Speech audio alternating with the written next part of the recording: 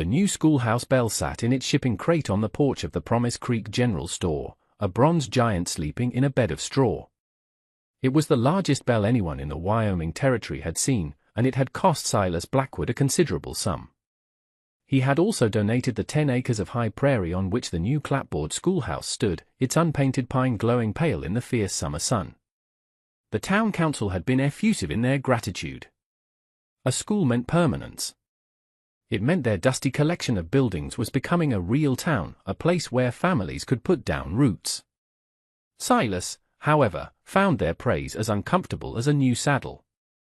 He had given the land not for them, but for the future, a concept that felt cleaner and more reliable than the people who currently populated the town. He stood across the dusty street, leaning against a hitching post, watching men admire the crated bell. He knew what they were saying. That Silas Blackwood had more money than sense, that his cattle herds were so vast he could afford to throw away a prime parcel of land. They were right about the money, but wrong about the reason. He hadn't thrown anything away. He had made an investment in something he himself had never had, a proper start. His own education had come from the unforgiving calculus of drought, blizzard, and the price of beef in Cheyenne. Therefore, he wanted the children of Promise Creek to learn from books before they had to learn from hardship. The familiar rumble of the weekly freight wagon pulled his attention up the road. It was 3 hours late, its canvas cover bleached and coated in a fine layer of alkali dust. It rolled to a stop in front of the store, and the driver, a man named Miller with a face like a worn boot, climbed down stiffly. Miller exchanged a few words with the store owner, then walked to the back of the wagon. He unfastened the ties and folded back the canvas flap. A hush fell over the men on the porch. Silas straightened from the post, a knot tightening in his gut. The territorial committee in Cheyenne had handled the hiring. They had sent a telegram 3 weeks prior, teacher secured. Arrives Tuesday wagon. Prepare lodgings. B. Smith. Silas and everyone else had pictured a prim woman from back east, perhaps a minister's daughter or a widow seeking respectable employment. The person who emerged from the dim interior of the wagon was not what anyone had imagined. She was a woman, yes, but she was Chinese. She was small and slender, dressed in a simple but well-made dark blue prairie dress, the kind any homesteader's wife might wear. Her black hair was pulled back in a severe, practical knot at the nape of her neck. She moved with a quiet, deliberate grace, her eyes taking in the silent, staring faces of the townsfolk without flinching. She clutched a single, worn carpet bag in her hands. Mr. Gable, the store owner and head of the town council, stepped forward, his face a mask of disbelief. "There must be some mistake," he said, not to the woman, but to the wagon driver. "We were expecting the new school teacher. A Miss Smith." The woman spoke, her voice clear and steady, with an accent that was not Chinese, but the crisp, educated English of a missionary school. "My name is Lin Jing," she said.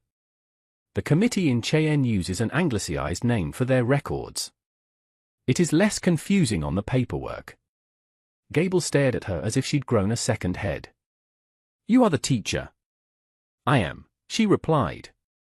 The simple affirmation hung in the hot, still air, an impossible fact.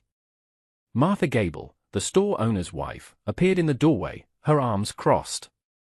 "Absolutely not," she declared, her voice carrying across the street to where Silas stood. "We will not have our children taught by a heathen. It's an outrage." A murmur of agreement rippled through the onlookers. The hope represented by the schoolhouse and the bell curdled into suspicion and hostility. Silas felt a familiar, weary anger rise in his chest. He had seen this brand of fear before, on the cattle drives and in the mining camps. It was ignorant and it was dangerous. He had paid for the land, the lumber, the bell. He had made a promise to the territory, and more importantly, to himself. He had built something meant to last. But he was watching it crumble before the first lesson had even been taught. He pushed himself off the hitching post and started across the street, his boot heels sinking into the thick dust. Every eye turned to him, the town's benefactor, the man they all assumed would fix this. Silas stopped a few feet from the wagon, his gaze moving from Gable's flushed face to the calm, composed features of Lin Jing. She met his look directly, and for a moment, he saw not a fragile woman, but a person braced for a fight she had fought many times before. The town waited for him to speak, to side with them, to send her back on the next wagon out. The land grant, Silas said, his voice low but carrying in the sudden silence, was conditional. The condition was a functioning school, with a teacher certified and provided by the Territorial Education Committee. He looked directly at Gable. She is that teacher. Gable sputtered. But Blackwood, you can't be serious. Look at her. It's not proper. Proper wasn't in the agreement, Silas countered, his voice turning to steel. The agreement was for a school. If you refuse the teacher the committee sends, you are breaking that agreement. He let the words hang for a moment. And if the agreement is broken, the land reverts to my ownership. The schoolhouse comes down. The bell goes back to the foundry. A collective gasp went through the crowd. The threat was audacious, unthinkable. Tearing down the symbol of their future? Martha Gable's face went pale with fury. You would do that? You would tear down our school over this person? It's not your school yet, Martha, Silas said quietly. It's just a building on my land. It becomes a school when the children are inside, learning. With the teacher provided, he had laid his stake. He felt the weight of it settle on his shoulders. He was no crusader for justice. He was a man who hated seeing a good piece of work go to waste because of foolishness. Lin Jing had not said a word. She simply watched him, her expression unreadable. Gable, trapped, looked at the faces of his fellow councilmen. They were trapped, too. They could not afford to lose the school. Grudgingly, he nodded. A probationary period, he announced, as if the idea were his own. She can stay in the teacher's quarters. We will see how it goes. It was not a welcome, but a stay of execution. As the crowd began to disperse, muttering amongst themselves, a lanky, half-drunk ranch hand named Finch swaggered forward. He had a mean streak that grew with every drink. Probation, he sneered, looking Lin Jing up and down. I got a few lessons I could teach her. He reached out and grabbed her arm, his fingers digging into the fabric of her dress. Lin Jing didn't cry out, but her body went rigid. Before anyone could react, Silas moved. He didn't throw a punch. He simply stepped between them and took hold of Finch's wrist. He applied no visible pressure, but his grip was like iron. Finch's eyes widened in pain and surprise, his fingers releasing Lin Jing's arm. The teacher is here to work for the town, Finch, Silas said, his voice dangerously soft. That means she is under the town's protection. My protection. He held Finch's gaze until the man's bravado crumbled. Silas released his wrist, and Finch stumbled back, rubbing the circulation back into his hand before melting into the thinning crowd. Silas turned to Lin Jing. The teacherage is the small room attached to the back of the schoolhouse, he said, his tone formal again. I'll have one of my men bring your bag over. He nodded curtly and walked away, not waiting for a reply. He could feel her eyes on his back, but he didn't turn around. As he passed the general store, he heard Martha Gable's parting shot, a whisper to her husband that was meant for him to hear. He'll regret this. We'll make sure of it. Silas knew she was right about one thing. Regret was a real possibility. But turning back now was not. A week passed. The heat was relentless, baking the prairie grass to the color of old straw. Silas busied himself with his own work, mending fences and checking on his herds in the high pastures, but his thoughts kept drifting to the pale pine schoolhouse on the hill. He told himself it was about protecting his investment. He told himself it was about the principle of the thing. But he knew it was more than that. He had seen the quiet strength in Lin Jing's eyes, the unbending line of her spine as she faced down a hostile town. He heard the whispers when he rode in for supplies. That she kept to herself. That she was seen scrubbing the schoolhouse floor at dawn and sweeping the porch at dusk. That no one had spoken to her, and she had spoken to no one. Martha Gable had organized the women. No one was to offer help, no one was to make a welcoming call. They would freeze her out. They believed she would break and leave on her own. On the 8th day, Silas found his excuse. The new well pump he'd had installed near the schoolhouse needed its bolts tightened after settling. It was a job for a boy, but he decided to do it himself. He rode his horse, a steady buckskin, up the gentle slope. The schoolhouse was silent. He dismounted, taking a heavy wrench from his saddlebag. As he approached, he saw her through the open doorway. She was not idle. The room was bare, but she had set up 2 planks on crates to make a long table. On it were the donated books, a motley collection of tattered primers and worn-out novels. She sat on a stool, a pot of glue and a needle with heavy thread beside her. She was carefully mending a book's broken spine, her fingers moving with the precision of a surgeon. He stopped in the doorway. He said. She looked up, startled. A flicker of alarm crossed her face before she composed it. Mr. Blackwood came to check on the pump, he said, gesturing with the wrench. The ground settles. I see, she said, and returned her attention to the book. The silence stretched. He could hear the buzzing of a fly against a window pane.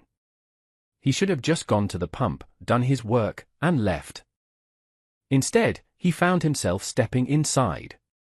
The air was cooler here, smelling of fresh sawn wood and the faint, papery scent of old books. That's a lot of work, he said, nodding toward the stack of damaged readers. They are no good to the children if they fall apart, she said simply, not looking up. He watched her for a moment, the way she handled the fragile pages with such care. The town, he began, then stopped, unsure how to phrase it. They can be difficult. She finally paused, setting the needle down. She looked at her hands, then up at him. Your towns are no different from your cities, Mr. Blackwood. People fear what they do not understand. Why did you come here? He asked, the question more blunt than he intended. You must have known it would be like this.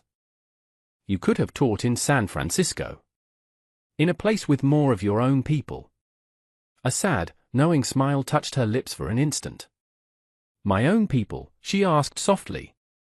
My father worked 15 years laying track for your railroad. He believed the rails tied the country together, made it one nation.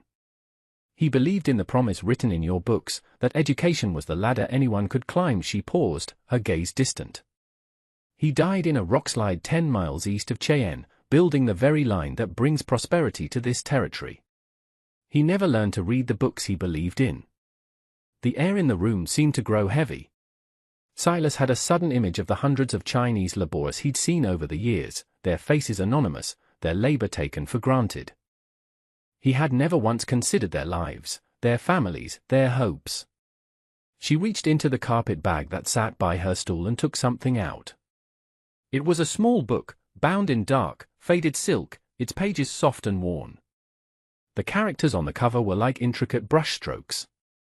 This was his, she said. A book of poetry from his home. He could not read it, but he carried it his whole life. It was the only beautiful thing he owned. She held it out for him to see, but not to touch. I came here because he believed in this place. I came to honor that belief. To be the teacher he never had. Silas looked from the fragile book to her face. He finally understood. This wasn't a job for her. It was a pilgrimage. He felt a profound and unfamiliar sense of shame for his earlier question. He, who had thought himself so different from the narrow-minded townsfolk, had seen her as an outsider, too. A clatter of hooves outside broke the stillness. A man on a lathered horse pulled up, shouting Silas's name. It was one of his ranch hands. Silas! There's trouble. A man named Peterson, the land speculator, is in town with the territorial marshal. He's telling everyone the new teacher brought lung fever from the city, that the whole school is contaminated. Silas felt a cold dread wash over him. This was Martha Gable's plan, but with sharper teeth. Peterson was a vulture who had been circling Silas's property for months, trying to find a way to challenge his water rights. If he could get the school condemned and the land grant nullified, he could file a new claim on the acreage and its spring. He was using the town's fear as his weapon. The marshal would have a warrant. He would have the authority to quarantine the school, to remove Lin Jing. It would be legal, and it would be the end of everything. Silas looked at Lin Jing. Her face was pale, but her eyes were resolute. She had placed her father's book of poetry back in her bag and was standing straight, her hands clasped in front of her. She was waiting for the next blow to fall. He could walk away. He could let the law take its course, let Peterson have the land. It would be a financial loss, but it would save him a world of trouble. The town would be relieved. He could go back to his cattle and his solitude. But then he saw the small, silk-bound book in his mind's eye. He thought of her father, dying in a rockslide for a promise he never got to see fulfilled. He looked at Lin Jing, who had traveled 1,000 miles to honor that promise. Walking away was not an option. "Stay here," he said to her, his voice grim. "Don't talk to anyone." He strode out of the schoolhouse, leaving the wrench on the floor, and swung himself onto his horse. He spurred the buckskin into a gallop, riding hard toward the town, toward the marshal, toward a fight he knew would cost him more than just land. By the time Silas reached the main street, a crowd had gathered again. At its center stood the marshal, a tall man with a weary face, and a portly, well-dressed man with a smug expression, Peterson. "A public health risk," Peterson was saying, his voice projecting for all to hear. "I have a sworn affidavit from a man who traveled on the same wagon, saw her coughing the whole way. It's for the children's safety." The marshal looked uncomfortable. "I have a duty to investigate, Silas." "You have a duty to not be made a fool of by a land shark," Silas retorted, swinging down from his horse. He walked straight up to Peterson. "You have been after my spring for a year. This is your angle? Using this woman to get at my land?" "I am a concerned citizen," Peterson said smoothly. "This teacher, a transient of unknown origin, presents a clear danger. The law is on my side." "The law requires proof, not rumors from a hired liar," Silas shot back. He turned to the marshal. "You want to investigate? Fine. I will personally pay for a doctor to come from Cheyenne. A real doctor. He can examine Miss Lin and this entire building. Until he gets here, she is under my protection. On my land. You and your warrant can wait for his report." The offer was a thunderclap. Hiring a doctor from Cheyenne was an enormous expense and would take days, maybe a week. It was a public declaration of his faith in her, a financial and personal guarantee. Peterson's face tightened. He had expected Silas to fold under legal pressure, not to raise the stakes. The marshal considered it. He knew Silas Blackwood's reputation. His word was his bond, and his pockets were deep. "All right, Blackwood," the marshal said, relieved to have a way out of the immediate mess. "We'll do it your way.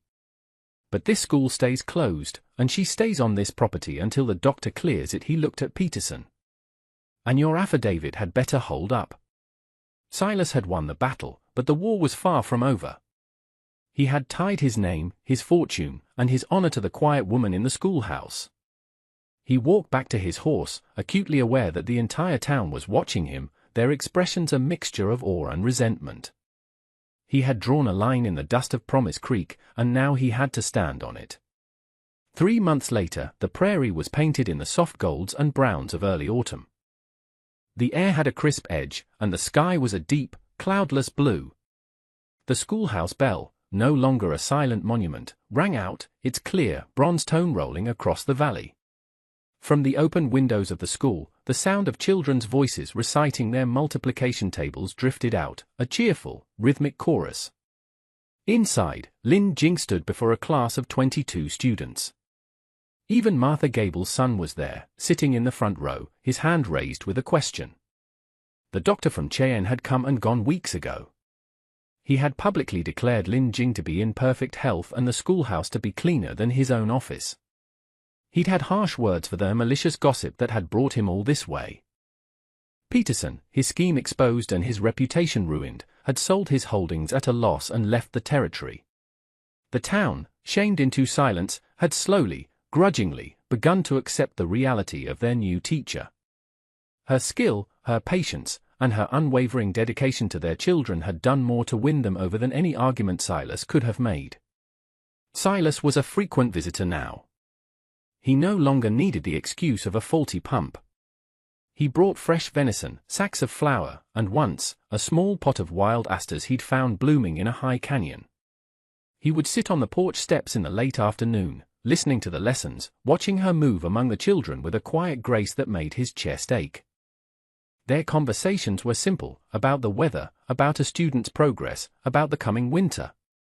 But beneath the plain words, something deep and steady was growing between them. One evening, as the last of the children were heading home, Silas arrived with a small, flat package wrapped in brown paper and tied with twine.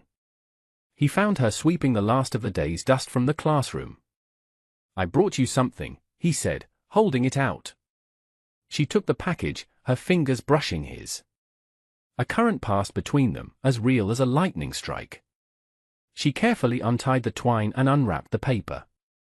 It was a book, bound in dark green leather, its title stamped in gold, Selected Poems of Mr. William Wordsworth. She looked up at him, her eyes shining.